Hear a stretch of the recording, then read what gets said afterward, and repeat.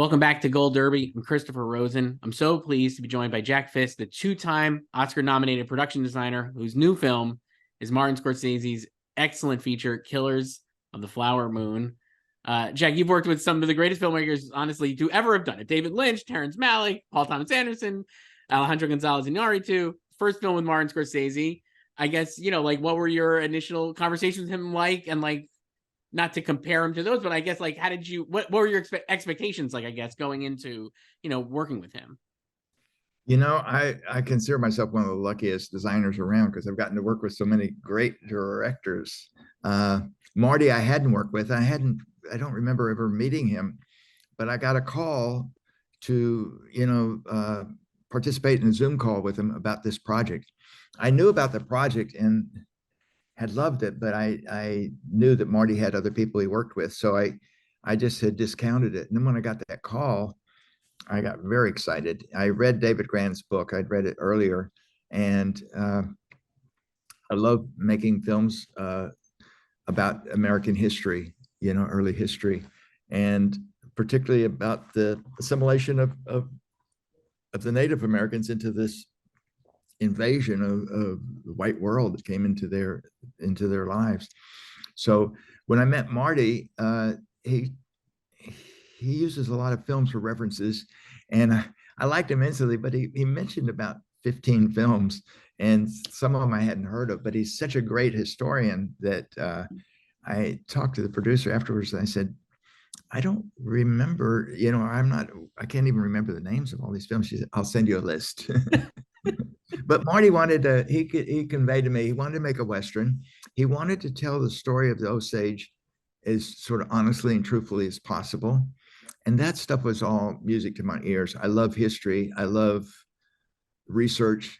In a way, documentaries excite me as much, if not more, than theatrical movies, because I'm interested in character, and these people are real. And the challenge for me became to find out where Molly lived, how her family and all the people, the Osage people and the white people, were living in 1920s, early 1920s.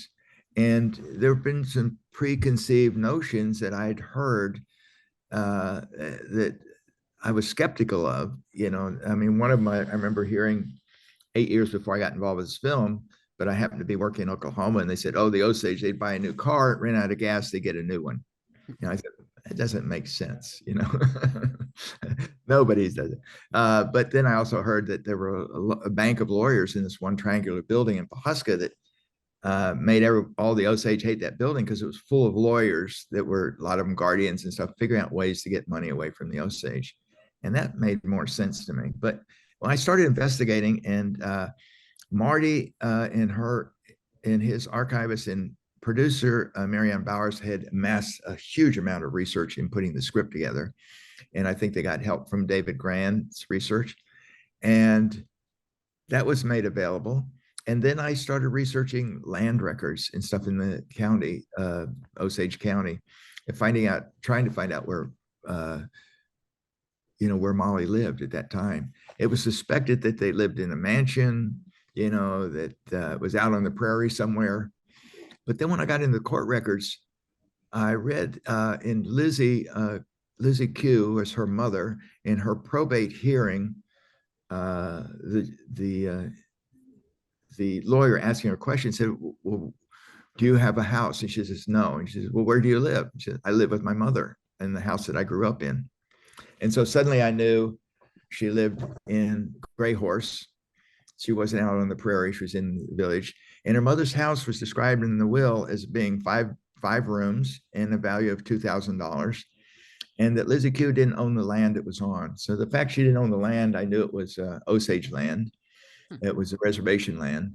And the Osage they'd carved out 160 acres in Gray Horse, Pawhuska, and Hominy that would always be available to any Osage that wanted to come and camp or stay there at no cost, and which was great. But Lizzie Q and her husband had built a house there, before Oklahoma became a state, and she lived there her whole life. Even though she had invested in real estate all over Fairfax, she lived there in Gray Horse, and Molly had lived with her, and lived there until after her death, but maintained the house because Lizzie had willed it to her children, had willed it to James and Elizabeth, the children of Molly and Ernest. Molly got a house in Fairfax, I found out, and as luck would have it, when I was there, that house was for sale. So I got to walk through it. And I'd read in some of her records how the furniture she wanted to put in the house, and she asked for, some money to build a sleeping porch. I saw the sleeping porch. I saw places in the backyard that there was a photograph of Ernest taken with his two kids. I recognized the wall. And I saw the space that they lived in. It was very small. And I remember saying after I got all this information together, I wrote to Marty, and then I talked to him about it. And I said, Marty, they lived in the modest houses. They weren't ostentatious. They weren't crazy with their money. And his comment to me was, you mean I'll never get to see her come down the staircase? But he was referring to Gone with the Wind with the red staircase and, the opulence and he said, but he laughed about it because he wanted to make a true story. So I think as much as he was disappointed that, he wasn't going to have this setting that, excited him from that movie, he was going to have something that was more, real and genuine to what the way they were living in the early 20s. They were full-blood Osage. And they lived in Gray Horse. Her father had died in 1913. So that family in 1920, there were 6 members of that family, the mother, the dead father, and Molly and her 3 sisters, would have each received in head rights money a calculation today's, what it would be worth today was they made about $912,000 in that one household, where the national average was like 3,300 a family would make, across the country. So they were very wealthy, but I don't think they referred to themselves as wealthy. They were used to a communal life. They were very generous. I read a book, a journal I found on Amazon by Maud Cox. And she wrote, she was white, had grown up in Gray Horse. She was the same age as Molly. And she talked about when her family moved there, the Osage brought over a pony for her to ride to school every day. They just gave it to her. That she talked about how generous they were. And I think their communal lifestyle had encouraged that kindness, that, their troubles really began when the land was divided up and they learned that word mine, which they didn't know before, and until that time, the land on the Osage Reservation was leased to ranchers from Texas, and that money was divided up equally amongst all the Osage people. There's 2,229 in 1907, and once the land was divided up, some people would get money for leasing it, but they wouldn't give it to share it with the others, and it became the separation, and it was like the downfall of the communal lifestyle that they'd learned to the way they'd learned to live. It was kind of upsetting in a way that there was such a split between the full bloods and the mixed bloods, and that the mixed bloods had a better view of white society and white culture, and were able to take advantage of aspects of getting their money that sometimes the full blood didn't know the rules and the regulations, and it was more difficult. But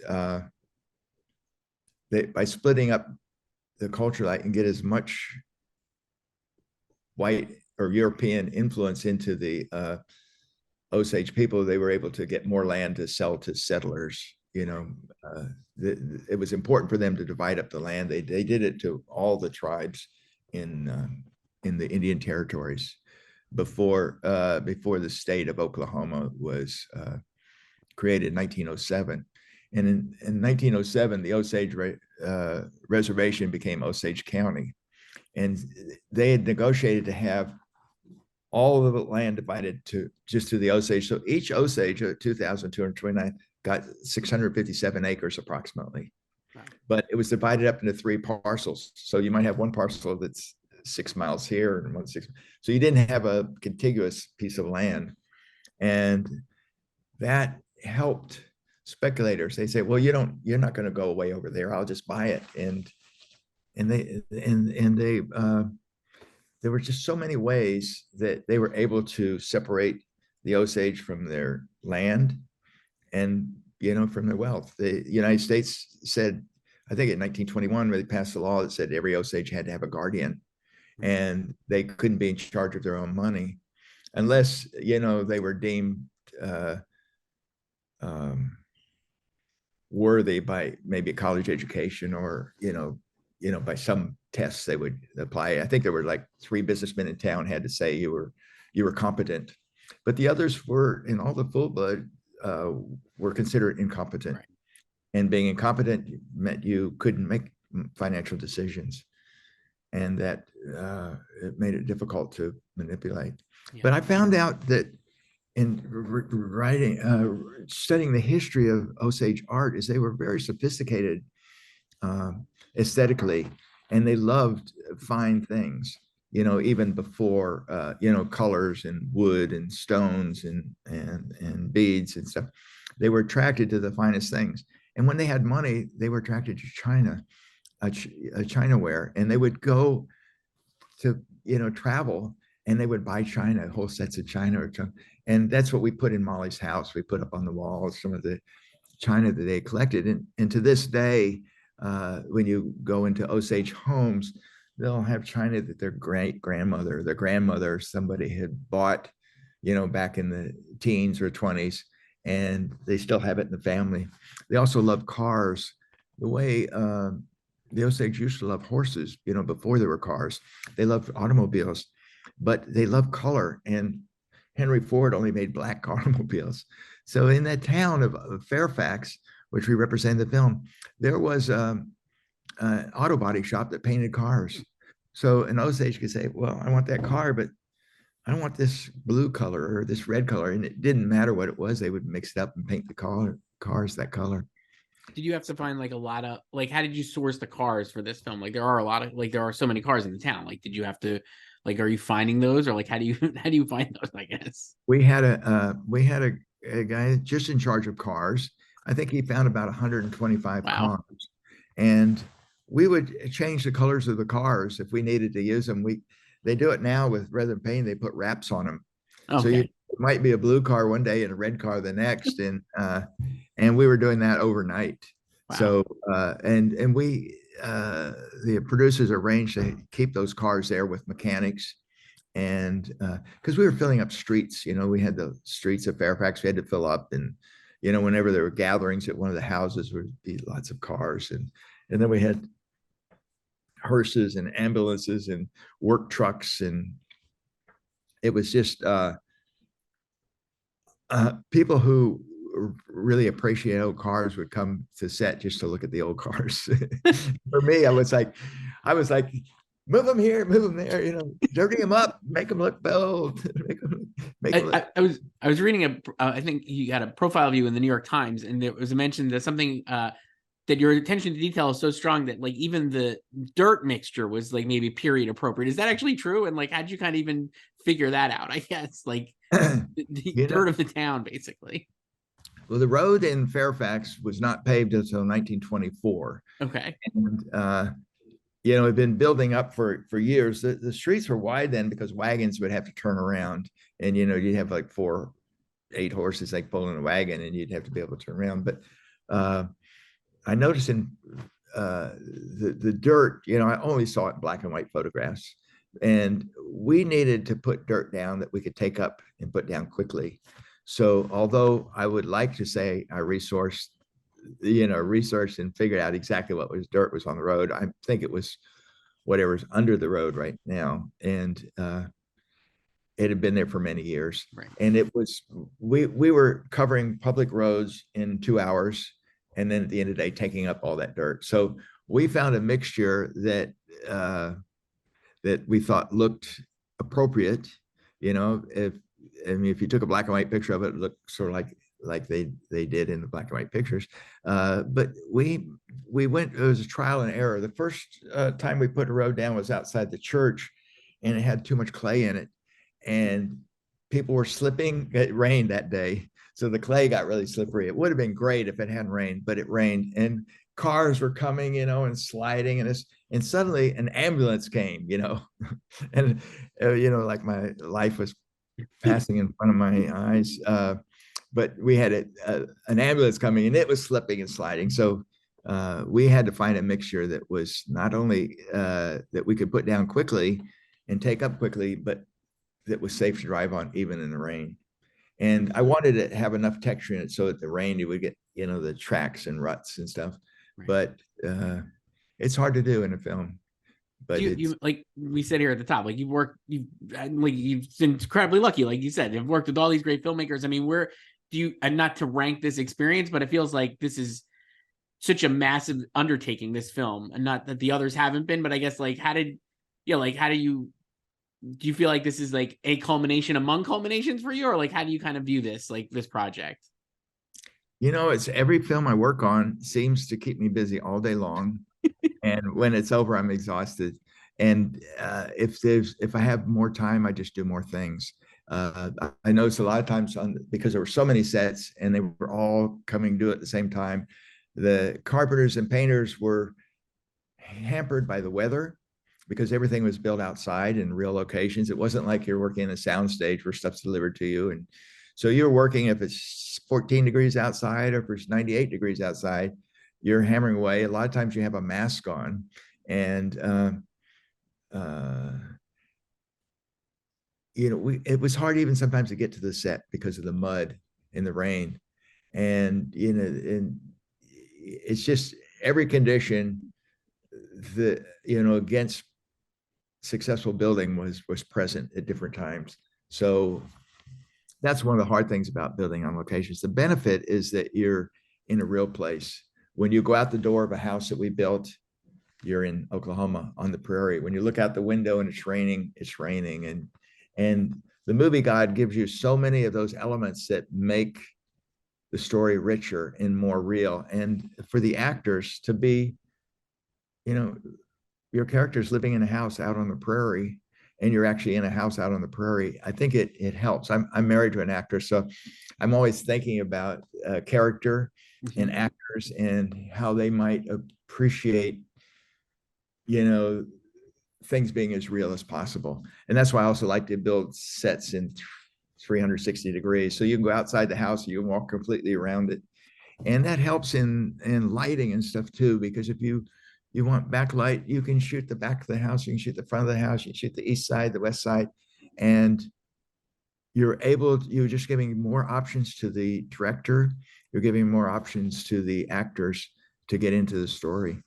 So, you know, since Days of Heaven, it's kind of been my signature is to build real houses out in real locations. And thank God Marty wanted to do that and called me on this film, because when I first met with him, he said, I want to make a Western and I want to tell it I want it to be true to the Osage, you know, and those things excited me so much because you know, it's a history. I was always curious about how the Osage people and all the Indian nations incorporated into the white America, you know, that was being shoved down their throat, you know, and it interested me personally, and my love of history made researching it so exciting. And it was like a detective work. You'd find one little fact here and one there and one there, and it just it starts putting together a picture until you have an idea. I was concentrating on finding out what Molly's house looked like. I mean, when I drove to Oklahoma, I go, I wonder what it's going to be like. I wonder what it's going to be like. And then I started investigating, and I found in a probate record of her mother a description of the house. It was, it was 5,000, it was 5 bedrooms and valued at $2,000. Right. The nose bunny. And she didn't own the land it was on. So I knew it was in the reservation. It wasn't out on the prairie somewhere. And that it was a modest house. It was 1 story. And Molly lived there, through her childhood. And after she met Ernest, that meant Ernest and his brothers and everybody were living in the house as well. And it started to give me a picture that they weren't living in mansions out on the prairie. They weren't, they weren't being ostentatious with their money. They were buying things that they appreciated artistically, like china and cars, and fine ribbon for the Osage are known for the ribbon work they do in their, in their blankets and clothing. And, and it affected the approach to the whole film. Yeah. Because, when I landed in Fairfax, I went there the first time, there were no mansions there. There was one that, there were 2 in town, but they were built later, they were built in the late 20s. And so all the other houses were craftsmen in little homes.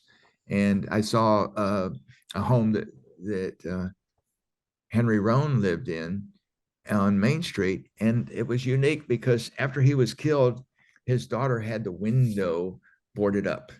And to this day, it doesn't have a window on the front of the house. Wow. Because the people in Fairfax were so scared. And in the film, it's represented with these frayed lights they put up. They were scared. So they would put electric lights outside their houses. They couldn't do it in Grey Horse because there's no electricity, but in Fairfax, they would put lights up. And, a lot of people were moving away because they were so scared of getting killed.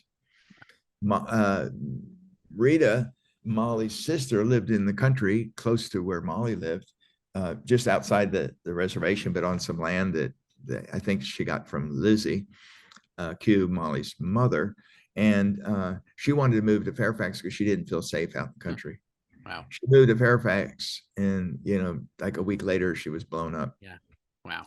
But interesting thing was that house I found a house that looked just very similar to the pictures I had of Bill and Rita's original home. And I thought, well, this is good. I can make it up to look like the house and we can shoot in it, and then we'll recreate it somewhere else for the explosion point. But as our location manager, Mike Fantasia, was going off to negotiate with the 2 daughters or 2 women who owned the house, I said, ask them if we can blow it up. He came back the next day. They said yes. And I said, he explained to me that their grandfather lived there. He had a white guardian. He was married to his wife, his white guardian, and she spent all of his money and tormented him. His life was miserable because of her. And they were so happy to see the house go. It was just like bad memories for him. And so they gave us permission to tear it down. That's amazing. Yeah. We have to wrap up here, but Jack, I love hearing all this stuff about the film. It's incredible work. And your work and all these other films like we were talking about is so great. And you were saying before, like, it does, I think, pays off for the actors to have these real locations. And I think for the viewers too, because like when you're watching the film as me, I'm just like, you see so many movies nowadays that are just not like this, and seeing it on set and like seeing it in real locations, like you're saying, is just incredible. So Jack Fisk, 2-time Oscar nominee, Killers of the Flower Moon is out in theaters on Friday. Thank you so much for doing this. Oh, I loved it. I it was fun to make the film, and I love talking about it.